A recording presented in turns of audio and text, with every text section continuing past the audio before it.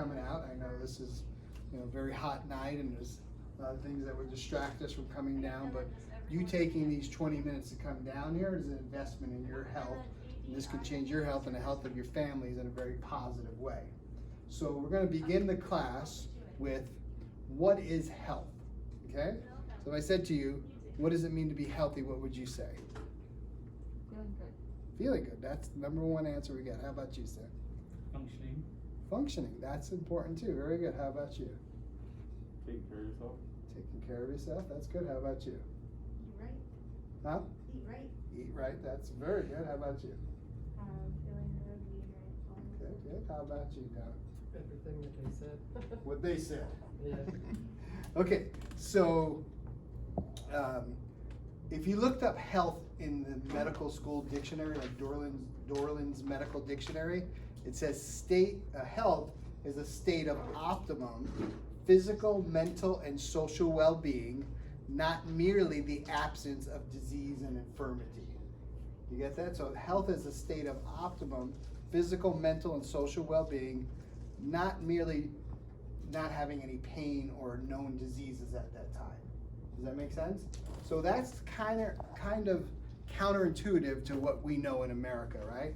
We think in America, if we have pain, then we have a problem, right? How we feel determines how healthy we are. But that's not really true. Would you agree with that? Can you name something that could be in your body that doesn't hurt you? It's harmful to the body? I think just being sore. Cancer. They call them silent villains or silent killers. Heart disease, right? These things can be in your body before you really have pain. And sometimes it's the same way with the spine. The spine can be malfunctioning and you wouldn't even know it, right? Like sometimes when you come in, we check your posture or we check your range of movement on the computer.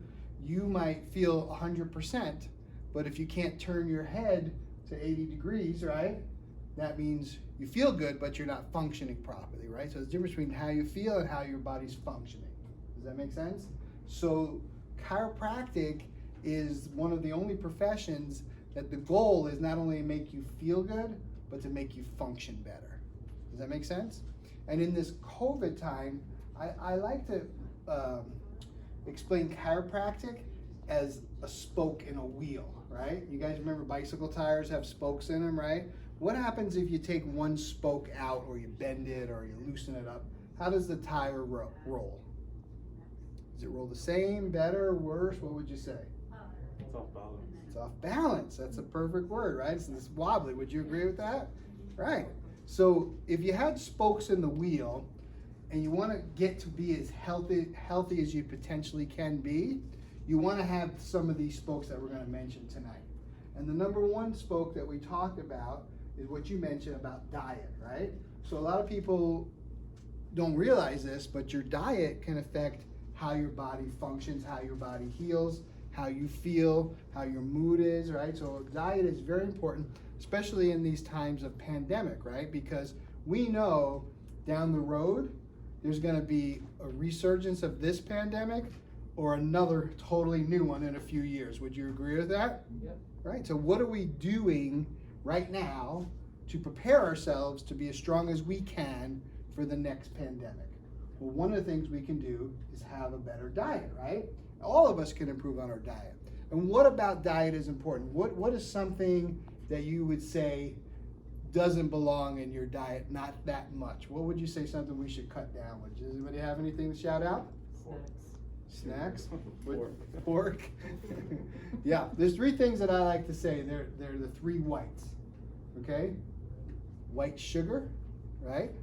That's not good. Sugar is too much sugar in the body will decrease your immune system.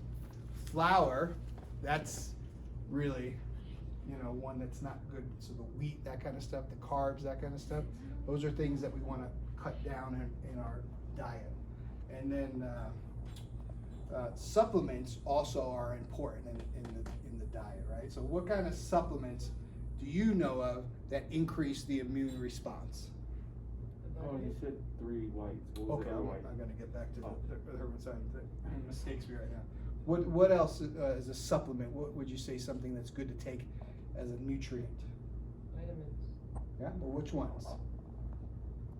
C. Yeah, vitamin D3. C is very good. D, very good. And zinc. Okay? The other white is salt, sorry. So white flour, white sugar, and white salt. Those are the three you cut down, sorry. Basically anything white. Yeah. And then the nutrients, the zinc, we all know zinc builds up the immune system. We have zinc supplements, or you can buy some out there. Vitamin D and vitamin C. Very good. What about exercise?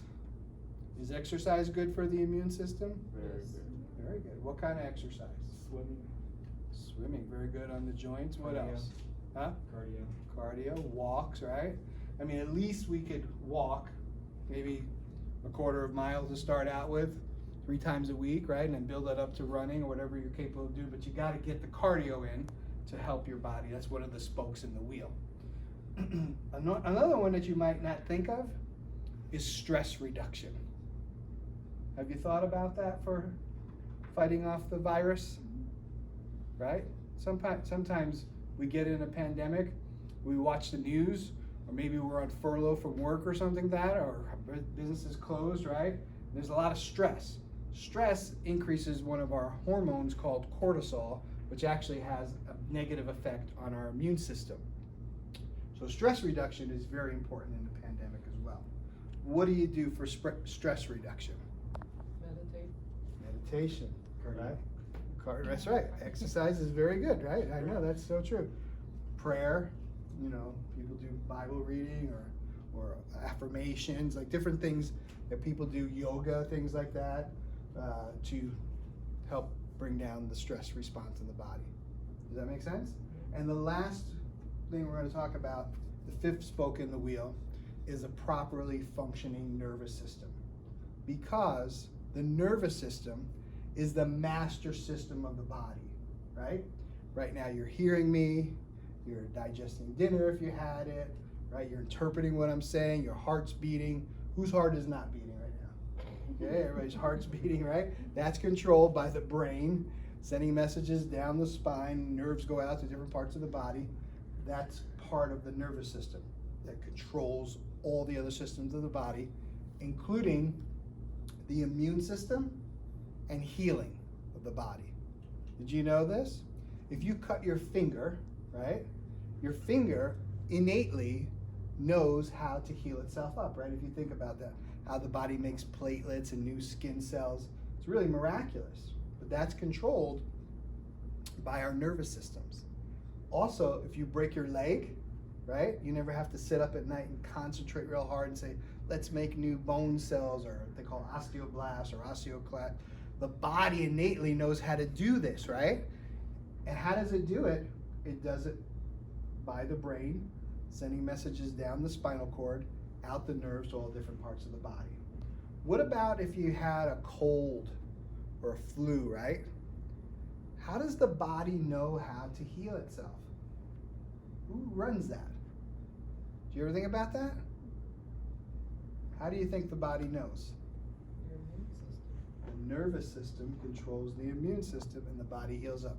It makes fighter cells and different cells that go ahead and kill off different viruses and things like that. Even allergens and pollen, things like that, controlled by the nervous system, right? But sometimes, through the birth process or falling when you're a kid or sports injuries or car accidents, these bones that were created to surround and protect the spinal cord and nerves, they either lose their normal position, or the posture's off, or they don't move properly. You can see that measured on the test that we did with you. When the bones are not moving or positioned properly, that's been known, it's well known to informed healthcare professionals, that'll wreak havoc upon your nervous system and your health, right? Does anybody here know the term that we use when the spine, the posture's not moving properly or positioned or aligned properly? Does anybody know the term that we use for that in chiropractic? Does anybody here know what a cavity is? Okay, all of you guys know that, right? That's what the dentists teach. Chiropractors treat what's called subluxations, bones that are not moving or positioned properly in your spine, right? Say that with me, subluxation, right? Subluxation.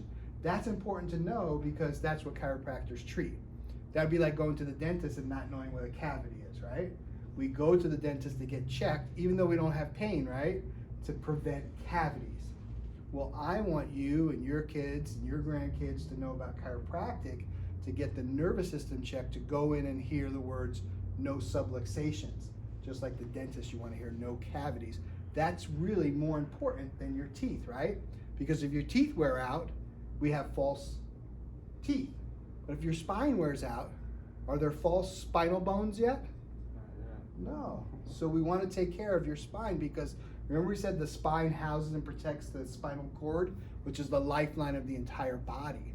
So if your disc and your joints wear out in your back and you have a disc herniation and it's causing pressure on your spinal cord, I mean, that will interfere not only with your nerve flow, like down your leg or maybe to your urinary tract, different places like that, but it also will impact your life. Like you might not be able to run, or you might not be able to lift weights anymore, or lift your grandkids, or play with your kids, right? These things are more than just a pain in the back. They impact our lives, right? Our ability to work, our ability to enjoy ourselves, our relationships, things like that. So you want to make sure your spine is in its tip-top shape, as good as we can get it, so we can function and live the best life that we're created to live. Does that make sense? Okay. So I want to thank you guys for coming out. And to those watching by video, we're going to thank you. We're going to end the video now. If you have any questions, please contact me. With you guys here, we're going to now show you the home exercises, okay? 50% of the correction comes from the home care. The other 50% comes from what? You bringing your body here and me adjusting and you keeping your visits. Does that make sense? Okay.